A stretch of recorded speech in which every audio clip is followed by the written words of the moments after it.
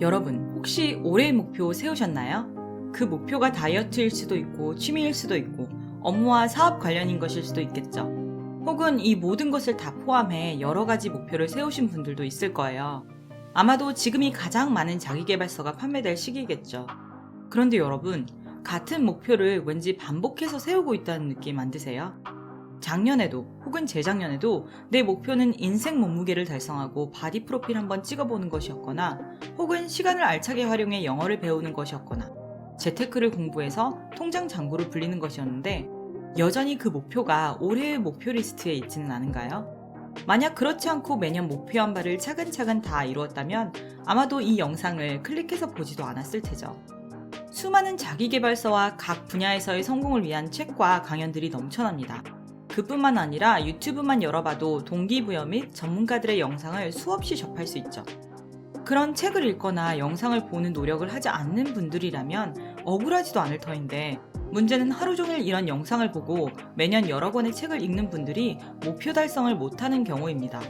분명 남들보다 더 많은 노력으로 나를 개선하고자 나아가는데 왜 번번이 실패로 돌아갈까요? 이럴 때 사람들은 흔히 자신의 의지를 탓하고 자책을 하게 됩니다. 내 의지가 부족해서 올해도 다이어트를 실패했구나. 내 의지가 부족해서 올해도 영어 실력을 못 늘렸구나. 내 의지가 부족해서 내 통장 잔고를 불리지 못했구나. 이렇게 자신을 탓하며 인터넷에 떠도는 수많은 각 분야의 성공자라 불리는 사람들을 보며 자책감을 느낍니다. 그리고 다시 목표 달성을 위해 다른 성공자라 불리는 사람들의 책과 영상을 보며 또 한 번 굳은 다짐을 합니다. 그런데 여러분, 자책을 하며 자기 개발을 위해 또다시 더 많은 책을 사서 읽거나 유튜브 영상을 찾아보기에 앞서 먼저 이 세 가지를 점검해 보세요. 이 세 가지가 개선되어야만 여러분이 계획한 바를 실제 이룰 수 있어요. 첫 번째, 내가 정의하는 성공이란. 가장 먼저 내가 정의하는 성공적인 삶이란 무엇인지가 중요합니다. 내가 궁극적으로 바라는 나의 모습은 무엇인가요? 날마다 인스타그램에 올라오는 몸짱 인플루언서의 몸 상태인가요? 혹은 가진 것 하나 없이 시작해 스마트 스토어나 재테크로 억대의 수입을 얻은 자산가인가요? 아니면 부모의 특출난 교육 방식으로 자녀를 명문대에 진학시킨 부모인가요? 당연히 목적지가 확실해야 그곳에 도달할 확률이 더욱 높겠죠. 부산을 가려고 마음을 먹어야 부산에 가는 것이지 단순히 차를 열심히 운전만 한다고 될까요? 목적지가 없이 열심히만 달리면 계속해서 가야 할 곳을 모르고 질주하다가 연료가 떨어져 버리는 자동차와 같은 삶이 지속될 수 있어요. 그런데 일반적으로 우리의 마음속에는 여러 가지 모습이 혼재되어 있을 확률이 높아요. 즉 몸짱이면서 억대의 수입도 올리고 자녀 교육도 성공적으로 두루 잘하며 그림같이 화목한 가정을 가진 모습 말이죠. 왜냐하면 우리는 각 분야에 뛰어난 사람들을 동기부여 삼아 목표를 세우기 때문입니다. 몸짱 인플루언서들의 몸을 보며 다이어트를 결심하고 성공한 부자들의 방법을 따라 재테크를 하고 유창한 외국어 실력을 겸비한 사람과 자녀 교육에 성공한 사람들의 글과 영상을 보며 목표를 세우기 때문입니다. 즉 동시에 부산도 가고 싶고 제주도도 가고 싶고 강릉도 가고 싶은데 그 어느 한 곳을 향해 달려가는 게 아니라 열심히 우왕좌왕하는 것이죠. 두 번째, 시간과 에너지의 한계를 인정하자. 그런데 우리가 목표를 세우고 이를 위해 도전할 때 꼭 기억해야 할 게 있어요. 그것은 바로 우리의 시간과 에너지에는 한계가 있다는 것입니다. 세상의 모든 분야를 두루 다 잘하는 사람은 없어요. 피카소가 하루 종일 균형적인 시간 배분을 통해 뛰어난 예술 작품을 만들었을까요? 베토벤이 하루에 정해진 시간 몇 시간만을 투자하여 작곡을 했을까요? 몸짱 인플루언서들은 하루에 일반인이 투자할 수 있는 시간을 넘어서서 많은 시간과 에너지를 식단과 운동에 할애합니다. 만약 여러분의 목표가 두루 다 잘하는 것이라면 본인이 생각하는 전체 평균을 낮춰야 합니다. 결국 한정된 시간과 에너지를 인정하고 이 안에서 목표치를 다시 설정해야만 합니다. 올해 나는 정말 이것저것 두루 다 잘해보겠다 라고 생각하신다면 모든 것의 목표를 100점이 아닌 70점대로 기대치를 낮춰야 그것을 온전히 달성할 확률이 높아요. 연초에 여러 가지 높은 목표를 설정하고 계획한 모든 것을 다 달성하지 못했다고 나를 자책하는 잘못된 방식을 버려야 합니다. 그런데 일반적으로 성공한 사람들은 목표는 높게 세우라고 하죠. 예를 들어 10kg 감량을 목표로 해야 그것의 절반인 5kg이라도 달성할 수 있다는 것이죠.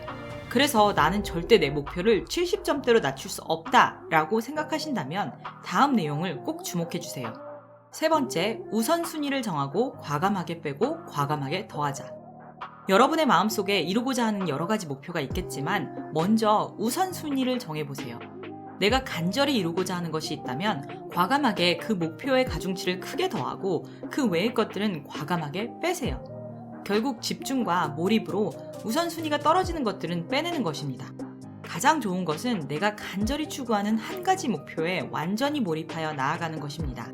그것이 만약 바디 프로필을 찍을 정도의 날씬한 몸을 만들어 보겠다라는 목표라면 온 에너지를 건강한 다이어트 방법을 공부하고 운동을 하는 것에 쏟아야 할 것입니다. 이럴 경우에 목표치를 내 기대보다 훨씬 더 높게 세우는 것입니다.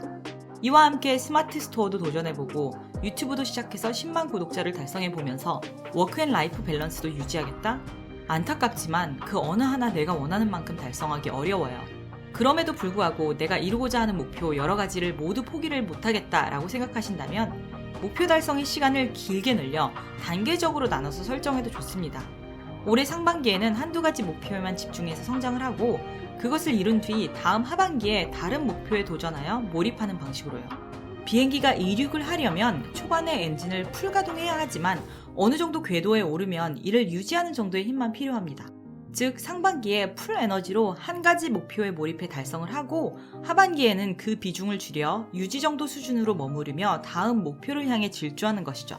나는 살면서 30개국 여행을 꼭 가보고 싶다라고 결심을 했다고 한번 가정해 봅시다. 한 번에 통째로 30개국을 여행하는 것과 장기간에 걸쳐 매년 휴가 때 한두 국가를 여행하는 것 중 어느 것이 더 현실 가능성이 있을까요? 이 영상의 결론을 이렇게 내리고 싶습니다. 큰 꿈을 꾸고 목표를 세우는 일은 너무나 멋진 일입니다. 하지만 나를 옥죄는 조급한 마음을 버리고 인생을 조금 더 길게 바라보면 어떨까요? 천천히 하나씩 이루어가는 것이 차곡차곡 쌓여 내가 그리는 꿈의 모습이 이루어지는 것이지 한 번에 모두 다 이루려고 하면 오히려 이를 달성하지 못했을 때 자책감으로 나를 힘들게 합니다. 우리가 경험하는 작은 성공은 다음의 성공을 위한 양분이 됩니다. 즉 한 번에 다 하겠다는 조급한 마음을 버리고 단계별로 하나씩 차근차근 이루어가다 보면 언젠가 여러분이 원하는 그 모습을 진짜 다 이루실 수 있을 것입니다. 여러분의 꿈을 응원합니다.